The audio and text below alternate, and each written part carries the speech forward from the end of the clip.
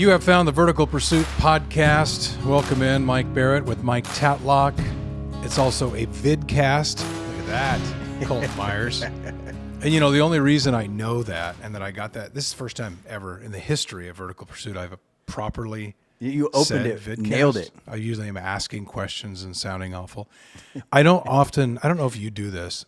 I don't know if you often go back and listen to previous Sometimes episodes. I do, yeah. I haven't done much of that, and my wife and I were up at the mountain last couple of days, just in the snow and getting a quick break and a night away, and we were coming back down today, and she said, and I had listened to something else on the way up there, and she said, well, let's listen to one, Vertical Pursuit. And I said, well, she said, have you listened to the last one? I said, no, actually I haven't. So anyway, the first story is, that's why I got it correct, because I fumbled it in that one. But then I listened to the episode, the last one we did, which was 18 on anger.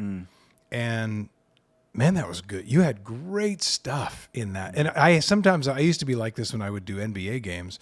I'd always be hypercritical of myself Right. and our broadcasts. And then sometimes people would say, well, just here, go watch one. Yeah. And then I'd watch them and go, okay, that's okay. But I would pick them apart so much in my head, and I kind of do that with this, to where I had to kind of today just check out and listen to it like I was listening to something that somebody else was doing. But I wanted to tell you, and I might as well tell it to you while we're rolling, your stuff last time on episode 18 on anger, I think is going to hit with some people, with some guys especially. And that was one we kind of. Sometimes I prepare a little bit for these, but sometimes I don't. Sometimes I just wing. That one was an easy one because we all have dealt with that. But anyway, nice job on that one. And how are you doing? Yeah, I appreciate that. No, I love that you said it, because I think, you did broadcasting. You're in front of a camera, and it's so funny because I was just talking with someone yesterday, and your name came up. And good or bad? It was good. It was a mutual friend of ours that we were just talking about before we started rolling. Gotcha. And one of the things that I told him is, I'll never forget my first season doing chaplain work with the guys, and with the Trailblazers. And then I would stay after games, and I would watch the line. And I was telling Mike this yesterday. I said the line for you after a game would start down on the court, because you would finish the game, and then you'd be on the court, because there would be a line from the court. It would go all the way up the whole first section into the concessions at times. And I would sit there and watch, like, everybody waiting to come shake your hand, talk to you, get a picture with you, get an autograph, all those things. And I have that image locked in my head, because it happened every game. That wasn't just like, when the Lakers were in town or somebody famous. It was every game. And I've been doing this now for, I don't know, how many years have we talked about this? At the Blazers, 7 years or something, like 6 years, 7 years? Yeah, I don't know. Because when I think about my last season, I forget how long ago that was. And yours was, had you done 2 full or 3 full when I was zipped out of there? 3. Okay. I think it was in the third. It was during the third year. But what was cool, what I was telling our friend yesterday, was that every game we go to, there's a mob of kids and fans that want to, get the players' autographs. They never have the line that you did. And I think it's just an interesting thing. And so the comment on that was, my commentary on that was who you are for people, the accessibility you give people, what you represented as the face of the organization. You always talk to you were like the big brother of the organization to the players, to management, but also you had that persona with the fans. And I know you still get that, because I hang out with you all the time, and there's still people like, oh, it's Mike Barrett. And you still have that, because people sense that authenticity, that warmness that you have. And it's what people miss to this day, to be honest. But anyways, that was something really cool that came up in a conversation yesterday. And the reason I say that is because that's who you are.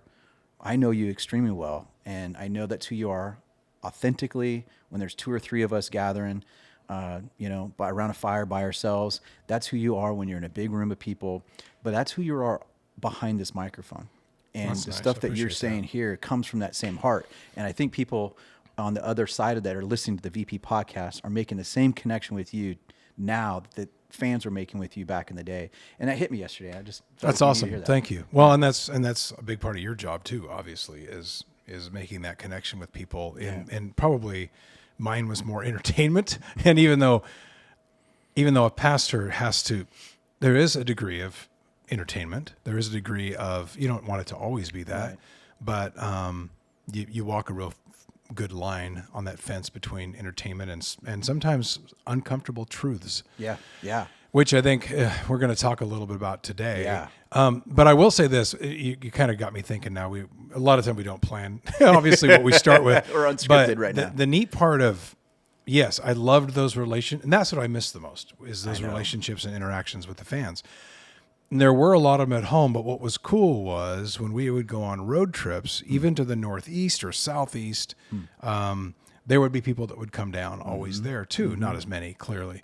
But they would always have stories. I got transferred in my job, but you guys, because players come and go. That's they true. get traded. They do. They get cut. Yeah. Coaches are fired. Yeah. I went through 4 or 5 coaches, Right. 4 or 5 GMs, 4 or 5 presidents. So the broadcasters, kind of the messengers for them, Yeah. is the connectivity, the connective tissue between them and the team oftentimes. And so we learned that, my partner Mike Rice and I early on. But there was a group of kids, and I'd love to talk to them again. But I started, so we had a different group in every city. And a lot of times I would get to know them. And I told my wife one time, I said, it's really funny that I know these people and have known them for years, even if it was just once a year. But I said, you'll never meet them. Yeah. You don't know them. So there's a group of kids that was from here. They went back, I think they went to George Washington in DC. And so every year I would go back, and from the first time they went back and enrolled as freshmen, they were new and they came to the game, and I would get them these passes that they could come down after the game along this fence. Every arena does it different. And they could have a few minutes with the team. And as it went on and on and on, I mean, I saw them graduate. I didn't see them graduate. I saw them Yeah, get but to you that saw point them, of graduation. And then one of them started working for the Senate, the U.S. Senate. And so he said, well, now you've done this for me for years.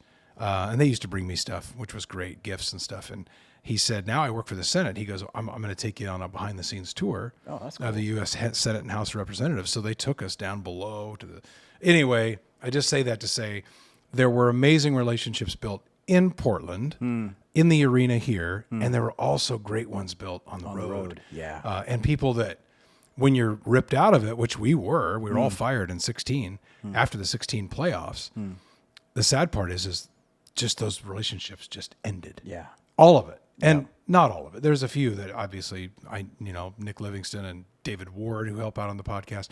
Those are guys that I worked with then that I still am with very now. tight with, yeah. But there aren't that many anymore, especially those people on the road and my peers, guys that I knew really well, knew their families and, broadcasters for other teams. And a couple of them have passed. I mean, there's been some crazy stuff happen, but anyway, it was a very, very neat part of it. But now, and that's why I think I love doing this so much, because this is the Exactly. closest thing that I'm doing that was like that. Yeah, absolutely. As far as relating, even if the topics are different, it's still connecting with people, and that's what the point is. Well, I always feel like it, and this is going to sound corny, and everybody listening to this, but understand is you were an ambassador for the Portland Trailblazers. And what I mean by that is an ambassador is kind of this go-between, right? Yeah. And you were the accessible one. And I think like you're still an ambassador, but you're an ambassador to God, and you're an ambassador to Christ. And there's a world of people who are listening that need to feel like there's tangible hands and feet, and a voice and a person behind the relationship that they can have with God. And that's the role you play now in a different way than you did then. Well, and it's funny that some people knew that, other people didn't. But here's the funny thing: is in a line behind us for a game, there would be all different walks of life. There would be a group that would come up with 14 piercings and face tats, and they just, hey, our guy. And I'm like, okay. And I loved that.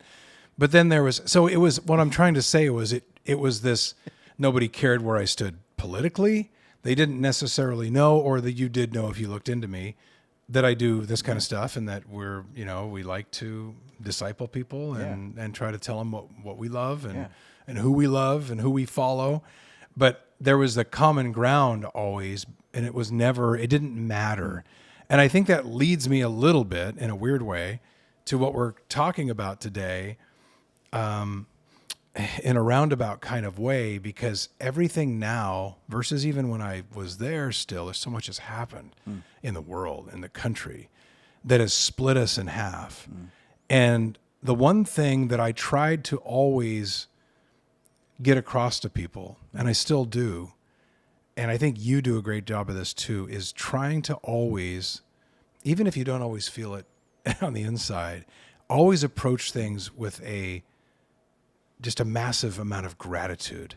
Yeah. Yeah. And even when we were fired in 16 after, and then they wanted to write a story. And so I let a guy that I trust write a story that ran in the Oregonian on this. I tried to use those words, blessed and grateful. And even if I was pissed. Yeah. I mean, I wasn't angry at anybody. It was heartbreaking. Right. But I think, and there's such a difference now, people who approach things, maybe I'm wrong in this. It feels like there are fewer and fewer who approach things with a grateful heart. Yeah. And this leads us into gratitude versus envy. Yeah. And the poison that envy is in our society, even politically. Yeah. Because oftentimes, and again, I love people on both sides, but I do feel like right now, one of the dividing lines that I would love to help some with is stop looking at everything else as an attack, or get out of your self-centered silo enough to just live with a grateful heart. And I know it sounds cliche to say, count your blessings and all this. And there is scripture in the Bible about this too, which talks about these attitudes and the poison that an envious heart can not only destroy you and those around you and those closest to you, but they affect your focus and the lens that you see the world from. Totally.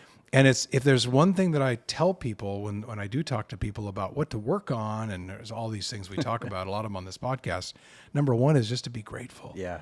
And those people, the people that are the most grateful are the most selfless.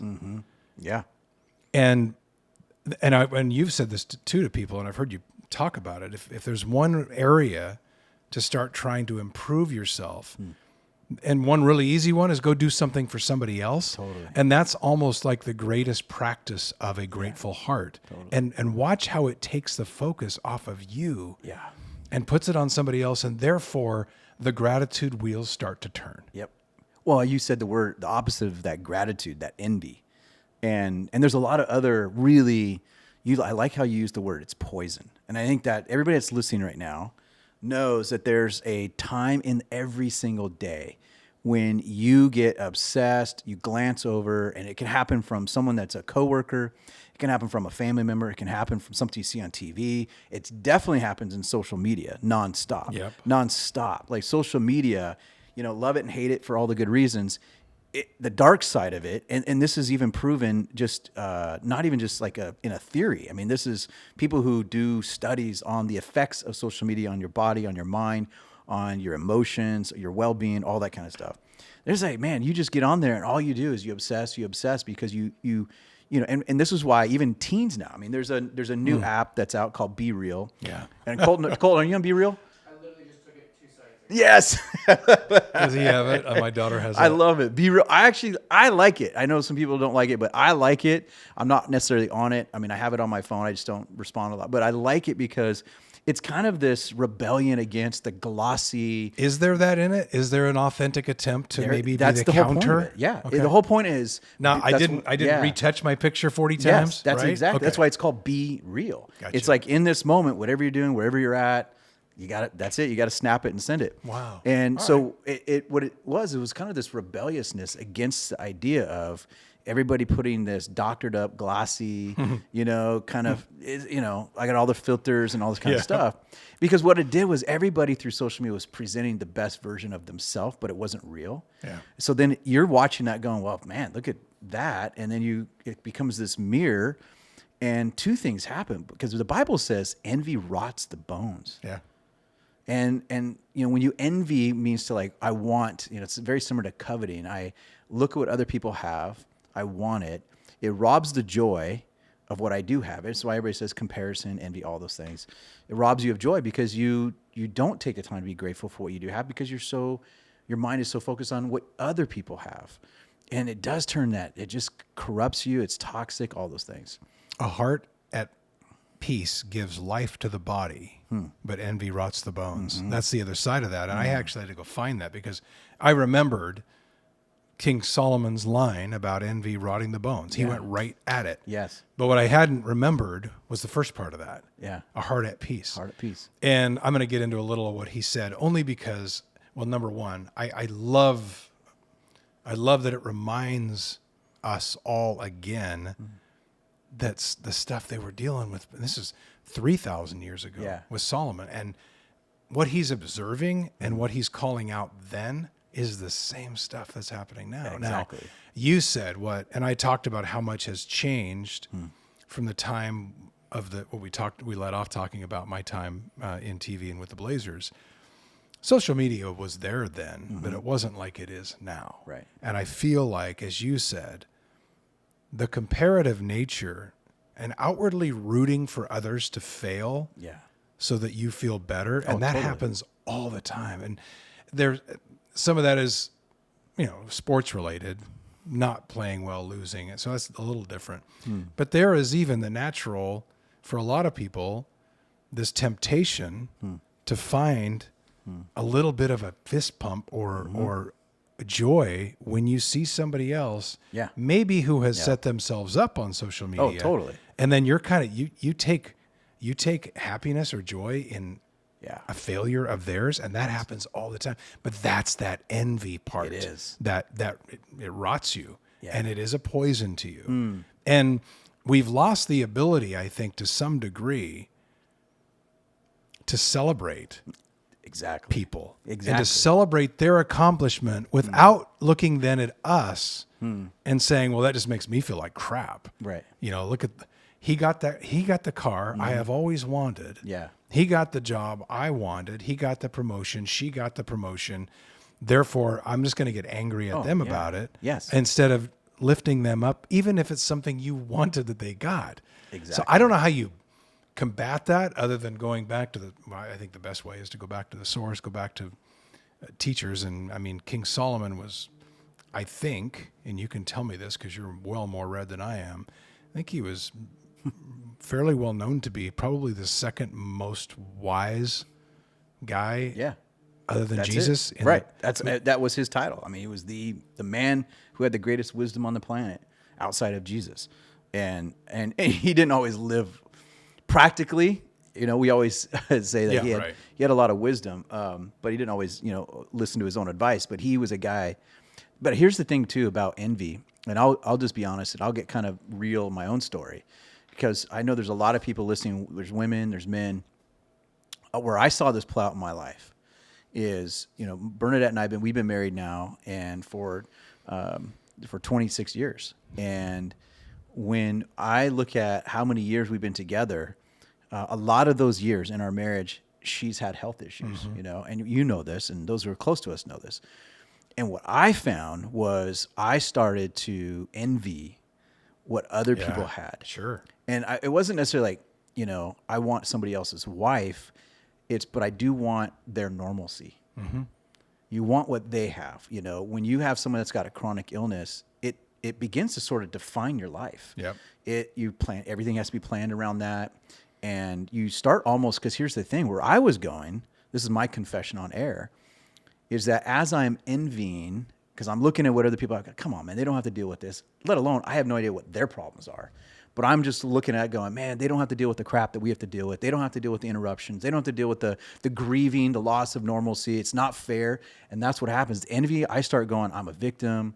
It's not fair. I start getting, not only am I like starting to kind of get bitter towards people, I'm actually starting to resent my wife. Yeah. Who, she didn't wake up one day and say, you know what, I think I'm going to be sick today just to piss off my husband. Right. Let's treat him this way. She had no choice in that.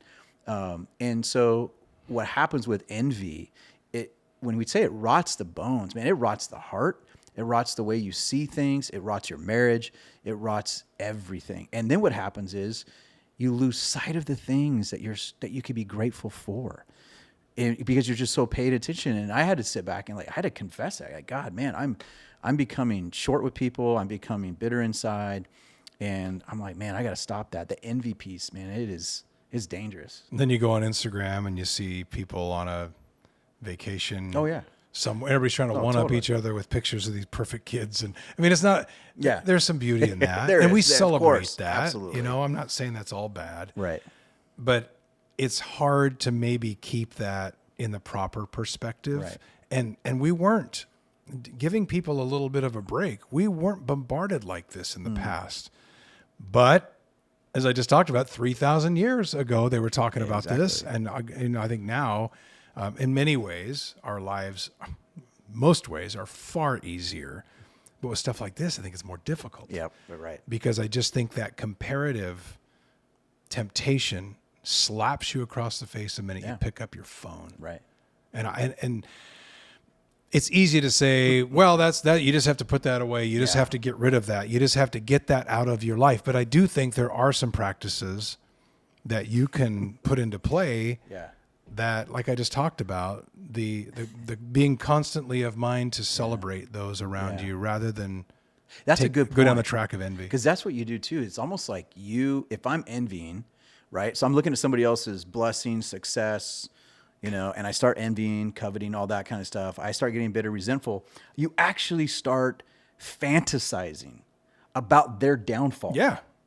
And then our whole entertainment system. Like there was a podcast done. It was called The Rise and Fall of Mars Hill, right? About a pastor up in Seattle, Mars Hill Church.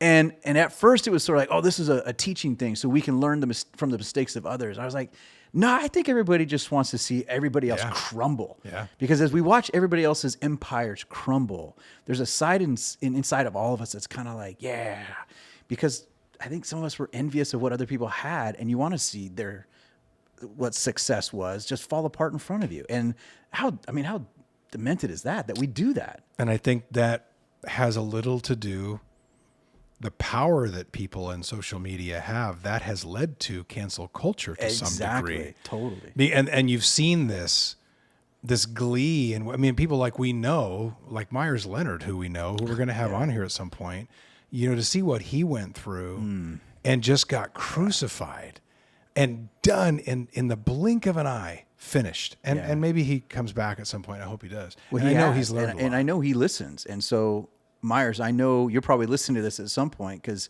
he loves the podcast. Yeah. And I would just take a moment now, because you and I both know him, that was totally a mistake of who he was, because of cancel culture. Right. Cancel culture, it's like we're salivating Yeah. at just waiting for the next person to be the victim that culture can turn on. And there's no grace in that. And oftentimes it's even a miscalculation of actually who they even are and their character.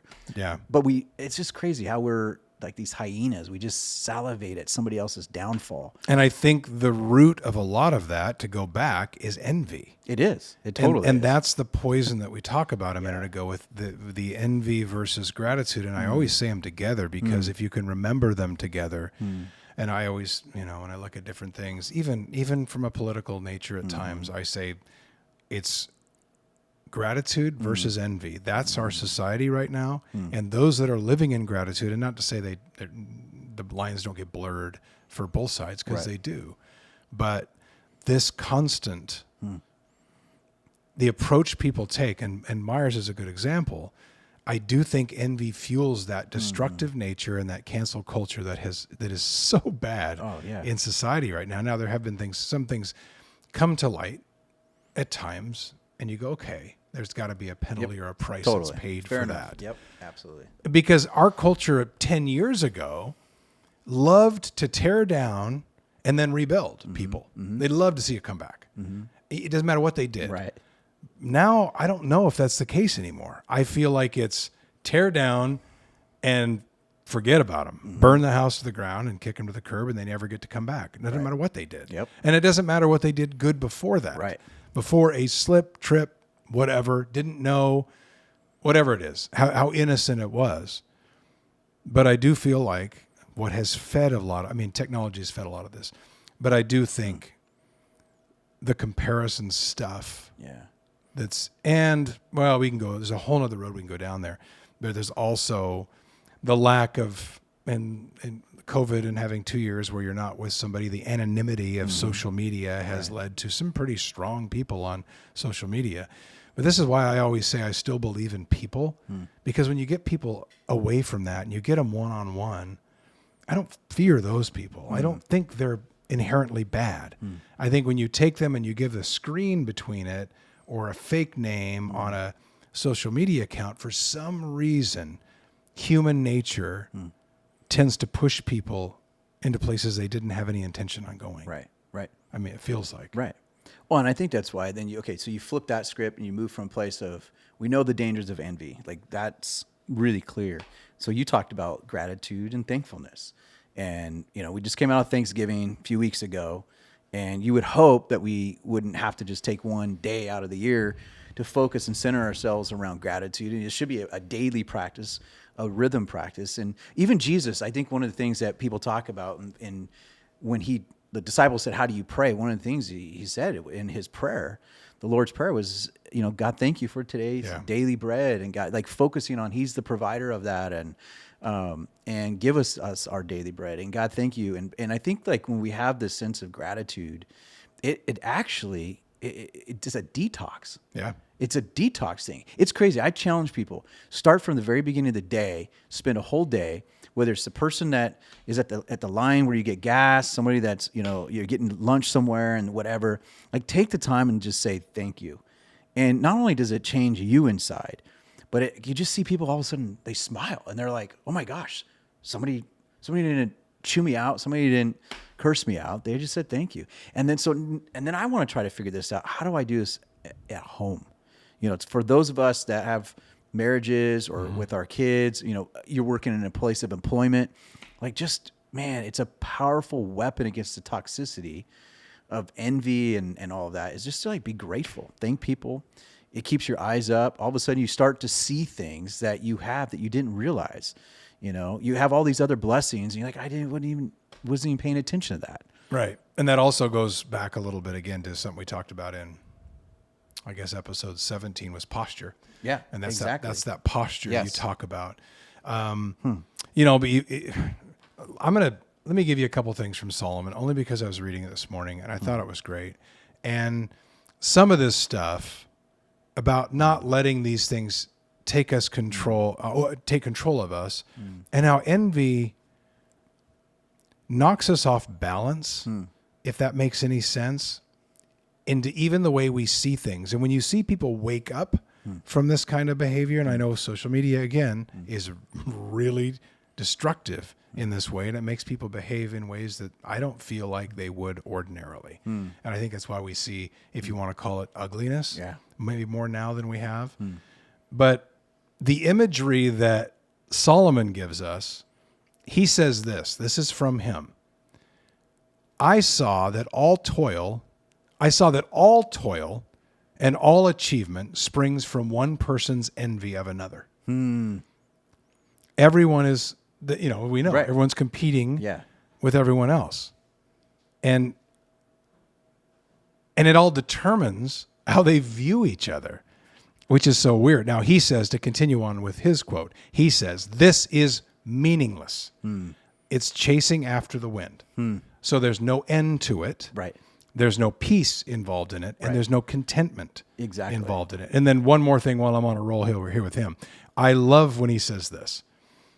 And he does remind people during this, I'm not telling you to not do anything. I'm not telling you not to work hard. Right. Because that's the other part of this. People will say, well, I just won't try then. Yeah. He's not saying that. Yeah. He's not saying to get complacent. But he does say, this is one of my favorite lines, certainly from Solomon, but better one handful with tranquility than two handfuls with toil and chasing after the wind. Wow. And once again, if you reference up, chasing after the wind, he's talking about envy. Yeah. So tranquility is worth more than losing yourself. And I just feel like anything that stirs up envy in you and discontentment, get rid of it. Now the next question is, well, how do I do that? I don't know that. I can give you there are things we can talk about. I go to the Bible to get this from Solomon to once again remind you that yes, today is tough. And yes, we talk about so much happening now. it was happening then It was too. back then. Yeah, it's part of the cancer plague of this thing called sin that every human being There you go. has had to struggle with. Every generation, it's there. It comes out. It might look differently today, and we might have more access to some things, but it's still back then.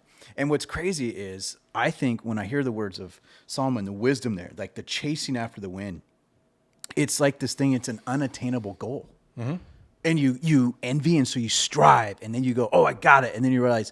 No, because there's the next thing to envy. And so you got to chase after that. And That's then the imagery that's that it. he gives us Yeah, in and- chasing after the yeah. wind. And it always has to one up. It has to be the next. It never leaves you at a place of tranquility or peace. It reminds me too, in the Bible, there's another verse and it talks about like, what do you do, right? So you raised the question, how do you deal with that? Well, I think an attitude and posture of gratitude is the solution to that. Because there's a verse in the Bible where it says, in your needs, everybody's got a need right now. So everybody that's listening, I'm just going to kind of do a challenge here. If you're listening to podcasts right now, there's probably an area of your life that you feel sucks, that you feel is not going well, that you are disappointed, hurt, whatever you're feeling about it. And that's not going on their social media page. No, none of that's going to go on. No, that's probably not. And usually when you see somebody get to that point, if they do put that stuff on social media, it's scary. Yeah. Because they're in a really dark place. But nobody puts those things on there, right? So if you're listening right now and you're thinking, hey, what is that area of your life? That's where you're most tempted to look and envy somewhere else. Yeah. And so whether it's your marriage, maybe it's your job, maybe it's your health, maybe it's a relationship you have, maybe it's your finances and security, maybe whatever it is, you look outside of the pain and the ache of something that isn't quite right in your life. And that's the tipping point where we begin to like lean into, here I go. I'm starting to envy. So the remedy to that is this thankfulness. And what's fascinating is the Bible says that in our areas of need, the Bible says, make your requests known to God. And it says this, with thankfulness. Mm-hmm. Then it says, and as you do that, the peace that passes all understanding will guard your heart. So there's this really powerful moment that when it's okay to say, hey, this area of my life sucks. Okay, that's fair. But instead of envying and obsessing over and going down that spiral, you make those requests known to God. Say, hey, God, this isn't working well. But in even this moment of making that request, I'm still going to choose, thank you, thank you, thank you. There's got to be something I can thank you for. And it may not be the thing that you're wanting that's empty, but you're thinking like, well, there's this. And the promise, he actually says that as you begin to thank him, he actually says the peace that passes understanding. I mean, it's a peace that doesn't even make logical sense, right? It's a peace, and it says it will guard your heart. So if envy is what rots your bone and turns your heart bitter, thankfulness has a way of being a watchdog over your heart. And that's the best picture I can come up with is if you have a prowler that's trying to get in your house and you have a watchdog that goes to the door and starts barking and it chases away the danger, thankfulness is the watchdog of your heart. And when you're grateful, it chases the envy away. So envy can't come in and rob you of your joy, rob you of your peace. And I think that's the solution to all of that. And it's practicing. It takes work like everything else. Yeah. It really does. And even the most simple little practices, like I have a friend who his wife was going through cancer and I've been through that too. But he was so defeated at one point, but he has such a great perspective that he would actually, and I know a lot of people do this, it's not cutting edge, but he would get up in the morning and he would challenge himself to write down 10 to 20 things that morning he was thankful for. And it could be anything, little tiny things. Because at the end of the day, we're the luckiest people in the world. Right. And so even and I know it sounds cliche or silly, but to boil it back down there, but maybe you need to. And I find that it gives me, it just is a nice reset. Yeah. And we always talk about perspective and for kids, I try to preach that.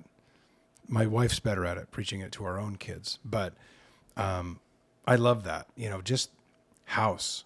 And even if you don't get the newest iPhone or the newest, every different social media thing that comes down the pike, all that stuff or whatever. And it seems like it's all electronics these days. I guess that's because my kids are teenagers, but when Christmas used to be about, you think about gifts, gift giving time. used to be so great is all the little toys and neat things that I used to have fun with and put together. Now it's all they just want electronics. But even if you don't get all of that, then write down and take inventory, take stock of those things that you maybe ordinarily wouldn't even think about that are massive blessings. And I think that reset and that perspective can be that guard dog and can help guard your heart from the evil. And I think it is the evil of envy. That's it.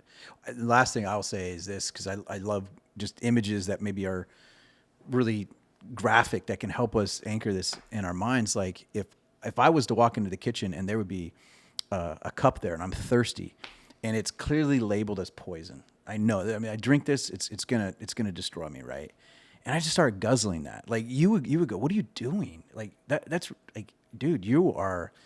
And I think for many of us, every time that we envy, we are sipping out of the cup of the poison, the toxicity, and it may not kill us instantly, but it begins to have that death effect on us, and it will destroy. I've seen envy will destroy marriages. It will destroy relationships with kids. It will destroy relationships at work. You know, and there's a lot of entitlement in our culture. We haven't talked about that, but that's part of this thing of envy is I feel owed and I feel like I'm deserving of this. And so that couples on with the whole point. But like that image, that graphic imagery of, okay, every time I envy, I'm sipping from something that's really toxic and poisonous. And so just coming back to the attitude of gratitude and every day thanking people around me, and watch what happens as that becomes a new pattern. I think it's so simple, and yet it's hard for us to practice that. It is. Well, and it's part of what we've said before, taking every thought captive. That's it. At the time. And even like when you talk about sipping, that's something that you can start to do, and it isn't right away. But it's one of those things where if you put your head down and you forget these things and you dive into that, let's say you're stuck on your Instagram 12 hours a day and you're looking through all of this stuff, you look up and you're 10 miles from home in terms of what you want, your home, your personality, your gratefulness, and your perspective to look like. Yeah. So I guess the point again is know yourself and set up a security system around your heart. Yeah. That's good. That's good. I like that. I know we got to wrap up, but the last thing too, when you're talking about Solomon, Colton doesn't have anywhere to go. He's just hanging out. He's such a rock star. He is. He is the best. You know, the last thing I'll just say this too. I already said that, but when you're talking about Solomon chasing after the wind, the thought that just came to my mind is, if I keep chasing after envious ambitions, I'm gonna wake up one day and with the huge regret of, what did I do? I chased after the wrong things. So that path of envy, I guarantee you, will lead to the ultimate day of regret, because you chase after everything, but we ultimately never took stock of the good things, and we spent all of our time, hustle, energy, pursuing just the wrong things. And we're going to wake up one day and go, what did I do? It was all for the wrong thing, chasing the wind. And that's, again, I go back to envy is so self-centered. And the grateful person is a generous person. So whereas envy can take us down a hole, the grateful heart can not only raise you up, but raise everyone around you up. Good. And I'll finish with that last verse again. A heart at peace gives life to the body, but it's envy that rots the bones. And that was important enough that it made it into the most famous book in history by one of the smartest guys in the book. Exactly. And that's King Solomon. So I think envy was a topic I wanted to get to. Envy versus gratitude, only because it's good versus evil, and one goes with the other. And so I think that the easiest thing, these are naturals that they go together, and it's not like we, broke the mold on this. A lot of people have talked about it, but gratitude versus envy is a big time issue in our world today. Obviously it was 3,000 years ago, but I think with all that we deal with now, it's probably more important than ever that we take focus of this and then take stock of our blessings, count them, and guard our hearts. Yeah. No, we thank you for listening to Vertical Pursuit. We are on YouTube and on Spotify, iTunes, and we're on the Vertical Pursuit app. Verticalpursuit.org is the website. Yep. Correct? So join us there. Thank you, Colton Myers, as always. Thanks to Nick Livingston and David Ward as well, and all the folks who help us do what we do here. And thank you mostly to you for spending some time with us. We'll see you next time. We invite you to subscribe to our podcast, comment, or message us, and check out our website at verticalpursuit.org. Download the VP app and check us out on Instagram, Twitter, and Facebook.